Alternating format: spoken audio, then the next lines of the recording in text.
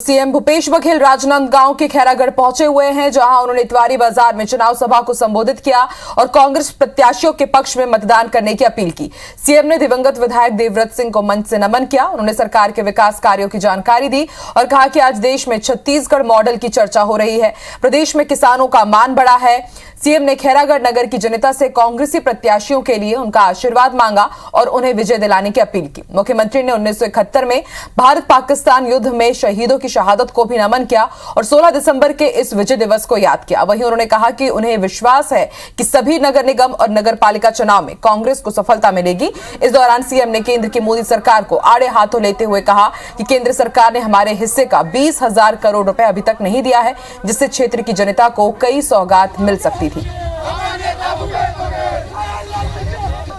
पूरा विश्वास है कि सभी नगर निगमों में, नगर पालिका, नगर पंचायत के जो चुनाव हो रहे हैं उसमें हमको भारी सफलता मिलेगी। 20,000 करोड़ रुपए दे देते हम सारे काम जिन जिन साथियों की जो मांग है, चाहे आंगनबाड़ी के कार्यकर्ता हो, चाहे हमारे मितानिन हो, चाहे पेंशनर हो, चाहे हमारे शिक्षक हो, सबके मांग हम पूरा कर सकते हैं। दुर्ग जिले में होने जा रहे 4 नगरीय निकायों में रिसाली नगर निगम का चुनाव सबसे अहम माना जा रहा है। निगम गठन के बाद पहली बार होने जा रहे चुनाव में बीजेपी के साथ ही कांग्रेस और कई पार्टियां अपना दमखम दिखा रही हैं। प्रत्याशी चुनाव प्रचार में व्यस्त हैं और अपनी अपनी जीत का दावा कर रहे हैं। रिसाली में कुल 40 वार्डों में 163 प्रत्याशी मैदान में है। ऐसे में चुनाव बेहद दिलचस्प हो गया है। रिपोर्ट देखिए।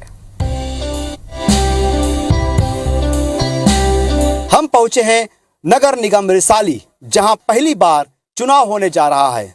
भिलाई नगर निगम से अलग हुए रिसाली नगर निगम को अभी कुछ दिन ही हुए हैं और लगातार इस क्षेत्र में विकास की बातें भी की जा रही हैं। आज हम हकीकत जानने पहुंचे हैं। 4 नगरीय निकायों में रिसाली नगर निगम का चुनाव बेहद अहम माना जा रहा है। निगम गठन के बाद पहली बार हो रहे चुनाव में बीजेपी और कांग्रेस दोनों ही अपना दमखम दिखा रही है। आपको बता दें कि रिसाली नगर निगम में कुल 40 वार्ड हैं। चुनाव के लिए कुल 163 प्रत्याशी मैदान में है। बीजेपी कांग्रेस के अलावा कई पार्टियों में टक्कर है।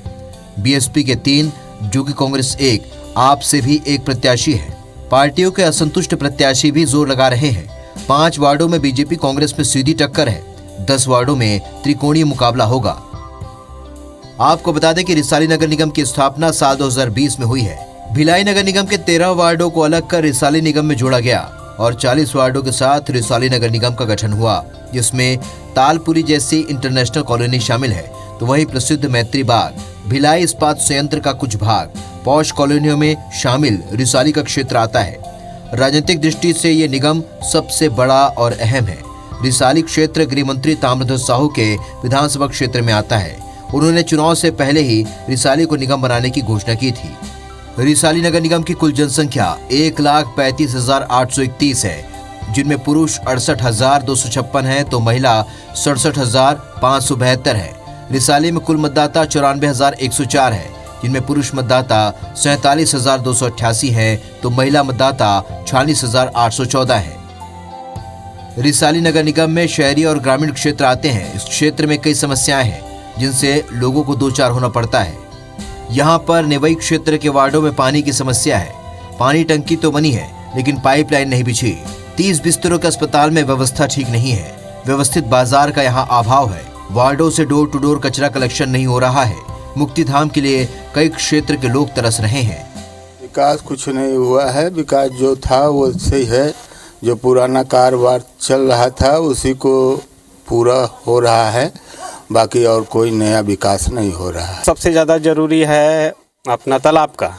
तो यहाँ पे एक भी तालाब नहीं है, एक छोटा सा है, तो उसी को सौंदर्यीकरण और गहरीकरण करवा दे तो ये हम सब जनता के लिए बहुत अच्छा रहेगा। इसमें कोई शक नहीं है। रोड बन रहे हैं, नाली बन रही है और हमारा क्षेत्र पिछड़ा व बस्ती जो होता है, श्रमिक बस्ती होने के कारण यहाँ पे शासकीय स्कूल, अंग्रेजी माध्यम स्कूल की बस एक कमी यहाँ नज़र आ रही है। बाकी तो हमारे जो विधायक ताम्रध्वज साहू जी हैं, जो गृह मंत्री भी हैं, उनके ओर से बहुत हमें अच्छा योगदान मिला। कहाँ काम हुए नहीं हुए कुछ का काम हुए, रोड बने नहीं है, कुछ नहीं हुए तो का काम हुए, कुछ नहीं हुए, गली है पूरा। अभी तो ठीक ठाक पानी आ रहा है, लेकिन जब जनवरी आता है तब पानी नहीं मिलता। मतलब टैंकर भी नहीं आता है, तो छोटा टैंकर आ जाता तो वो तो होता नहीं 2-3 गली को। तो इसलिए ना बड़े टैंकर आता है या नहीं आता, पानी के लिए बहुत झगड़ा होता है गर्मी दिन। जनता की अपनी समस्याएं हैं, लेकिन सियासी दल अपने अपने दावे करने से नहीं चूक रहे हैं। कांग्रेस का दावा है कि कांग्रेस ने यहां विकास कार्यों के लिए 80 करोड़ की सौगात दी। विकास के लिए सरकार बड़ी राशि खर्च कर रही है, तो वहीं बीजेपी के अपने अलग दावे हैं। उनका कहना है कि कांग्रेस सरकार में क्षेत्र का विकास ठप पड़ा है। सालों लग जाती है, वो 1 साल के अंदर में हमारे मुख्यमंत्री जी और ताम्रध्वज साहू जी ने दिया।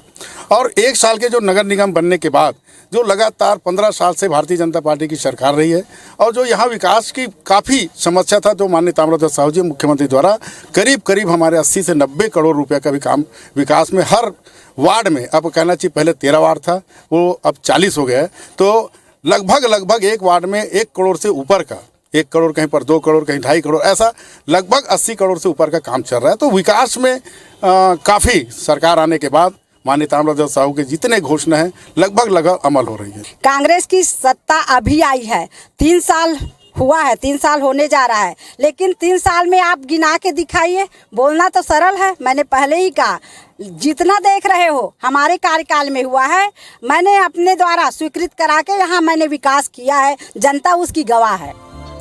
वहीं कांग्रेस की महिला प्रत्याशी अपनी जीत का दावा कर रही हैं। उनका कहना है कि अगर वो जीती तो सभी समस्याओं का समाधान करेंगी। यही सबसे ज़्यादा मूलभूत समस्या है, पानी की समस्या। पानी का समस्या तो आधे हद तक के दूर हो चुका है, क्योंकि हमारा जब से पानी चालू हुआ है नल का सवेरे तो पानी का समस्या बहुत आधा हल हो चुका है। फिर भी अब आगे आएंगे अब हम जब नए पार्षद बन के आएंगे तो फिर नए तरीके से विकास होगा यहाँ का। सबके अपने अपने दावे हैं। वैसे भी चुनाव से पहले दावों और वादों की बौछार होती है। प्रत्याशी विकास की गंगा जमुना बहाने की बात करते हैं। खैर, चुनाव के बाद ही सारी तस्वीर साफ हो पाएगी।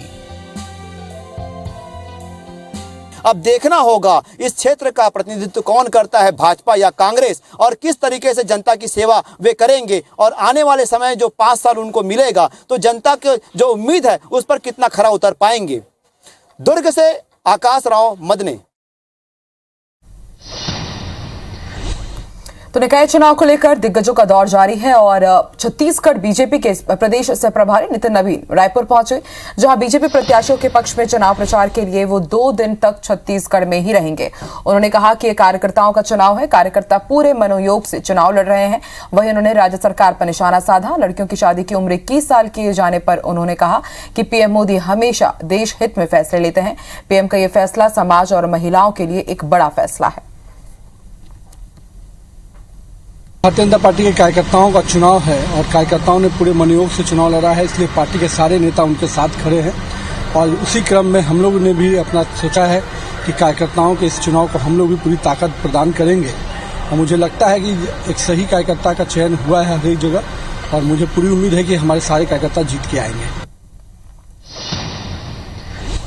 बीरगांव में फर्जी मतदाताओं के नाम वोटर लिस्ट से हटाने की मांग को लेकर भाजपा नेताओं ने रायपुर कलेक्ट्रेट में मौन धरना दिया।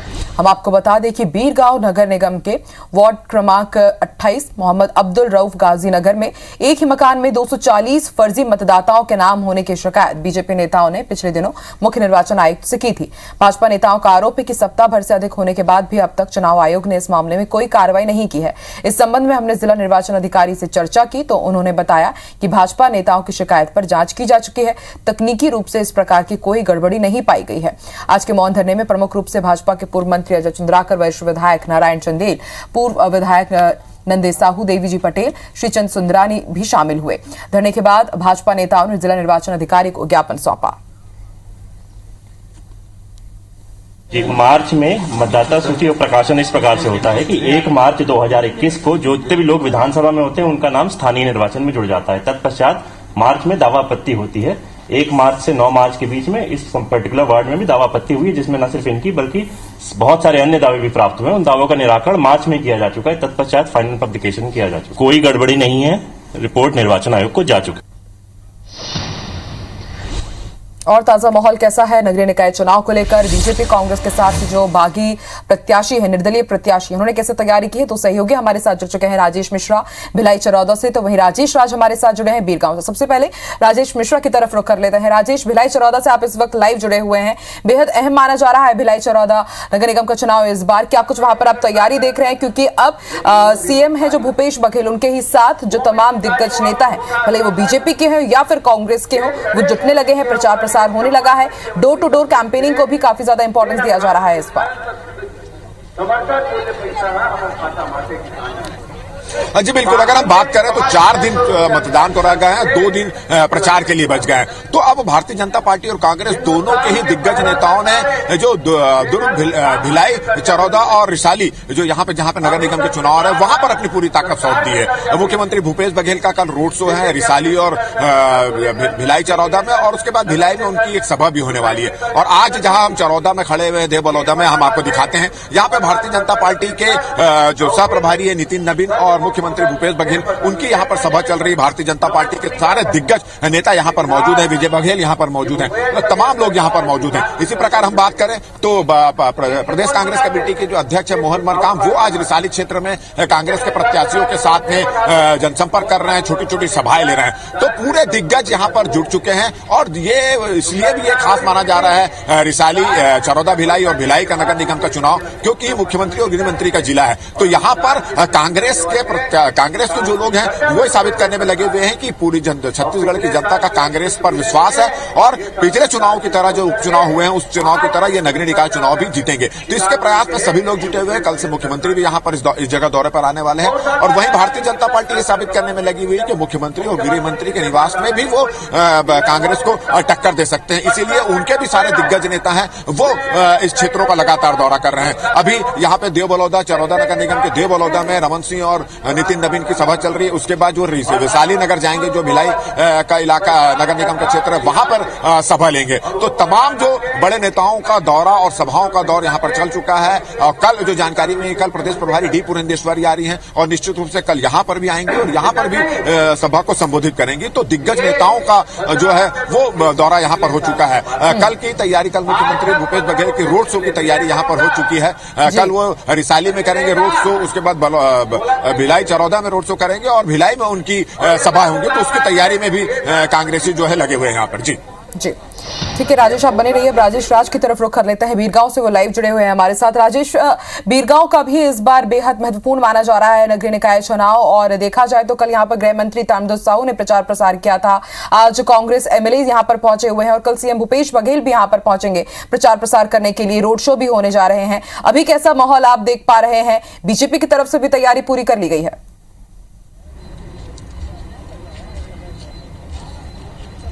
जी बिल्कुल, दोनों दलों की पूरी तैयारी है, बल्कि दोनों दलों के अलावा भी कई दल हैं यहाँ पे, जो जोगी कांग्रेस के लोग भी यहाँ से लड़ाई लड़ रहे हैं। और पहले एक बार तस्वीरों में आपकी झलक दिखा दूं, आप देख सकते हैं जैसे बीरगांव नगर निगम एरिया में प्रवेश करेंगे आपको रोड के किनारे पूरे दोनों ही पार्टियों के झंडे से पटे हुए दुकान घर दिखाई देंगे, और जिस भी तरफ में जाएंगे आपको यही माहौल नजर आएगा। हर 2 मिनट 3 मिनट पे आपको कोई ना कोई चुनाव प्रचार करती गाड़ी आपको नजर आ जाएगी, जिसमें प्रत्याशियों के पक्ष में वोट देने की अपील है। तो पूरी तरह से बीरगांव चुनाव के रंग में रंगा हुआ है, और दोनों ही दल, खास करके बीजेपी और कांग्रेस, पूरी ताकत के साथ इस चुनाव में है। और क्या सोचते हैं हमारे साथ में पीछे देखिए आप, दोनों दलों के लोग हैं, प्रतिनिधि अपने अपने वादों के साथ में और दावे के साथ में भी कि क्या करेंगे। कुछ बातें कर लेते हैं उनसे। क्या कांग्रेस के हमारे ये हैं साथी हैं, कैसे मानते हैं आप जो इस बार के चुनाव है? हालांकि आपने पूरी ताकत जो की है, टक्कर है क्या?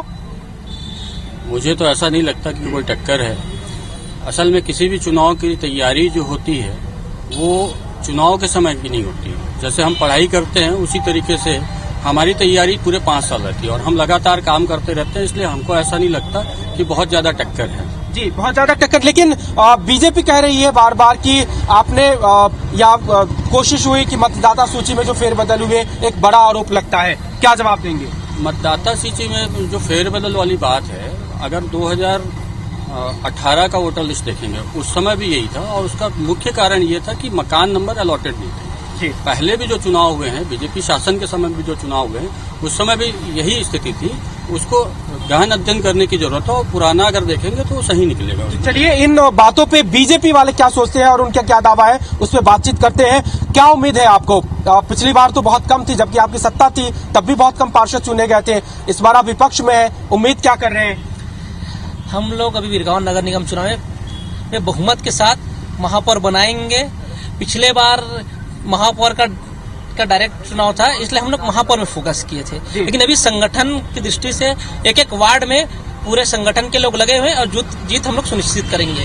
क्या वजह है, क्या मानते हैं, जीत कैसे हो जाएगी? आपको क्या लगता है कि आपकी ताकत क्या है या फिर कांग्रेस की कमजोरी क्या है? देखिए, जिस प्रकार कांग्रेस का चाल और चरित्र है सत्ता का दुरुपयोग करना, वो अभी भी इस चुनाव में भी जारी है। और हमारा संगठन भारतीय जनता पार्टी, हम लोग वार्ड स्तर पे, बूथ स्तर पे काम करते हैं, इसलिए हम अपनी जीत सुनिश्चित मानते हैं। क्योंकि हम एक एक वार्ड में 5-5 प्रभारी बना करके रखे हुए हैं जो लगातार रात को अपडेट देते हैं। सभी हमारा काम जो है एक संगठनात्मक रूप से होता है, इसलिए हम ये मान रहे हैं कि हमारी जीत निश्चित है। और पिछले चुनावों की अपेक्षा इस चुनाव में, चूंकि हम सत्ता में नहीं है, तो इसलिए थोड़ा ज्यादा अच्छे तरीके से हम और रिजल्ट दे पाएंगे। आप सत्ता में नहीं है इसलिए ज्यादा जोर लगा रहे हैं, लेकिन जो सत्ता में है वो भी तो जोर लगा रहे हैं। आपकी भी तो तैयारी पूरी होगी, तमाम बड़े नेता यहाँ पे मौजूद हैं। कैसे आप लोगों को अपने पक्ष में करने की कोशिश कर रहे हैं? हमारे विधायक माननीय सत्यनारायण शर्मा जी आम जनता से जुड़े हुए हैं, बहुत सक्रिय हैं। वो हमेशा 5 साल काम करते हैं, इसलिए हम लोग को पूर्ण विश्वास है कि कांग्रेस का महापौर बनेगा, पूर्ण बहुमत से बनेगा। एक सवाल जो मैं पूछना चाहूंगा कि जो सत्यनारायण शर्मा जी के साथ रहे देवांगन साहब, वो अलग होकर के अलग पार्टी में है, तो क्या उनकी जो वोट परसेंटेज है वो आपको अपनी क्षति के रूप में दिखाई देता है? नहीं, ऐसी कोई भी बात नहीं है। तो वो पहले कांग्रेस में थे, लेकिन कांग्रेस के जो जन समर्थन है वो आज भी कांग्रेस के साथ है। ऐसा कोई नुकसान वाली बात नहीं है और कांग्रेस प्रत्याशी हर जगह बहुत अच्छे से लड़ रहे हैं। बिल्कुल राजेश, दावे तमाम किए जा रहे हैं, वादे भी तमाम किए जा रहे हैं। हालांकि 20 तारीख को मतदान हो जाएगा और 23 तारीख को सब साफ हो जाएगा कि दावे और वादों में कितना दम था। शुक्रिया आप दोनों का पूरी जानकारी देने के लिए।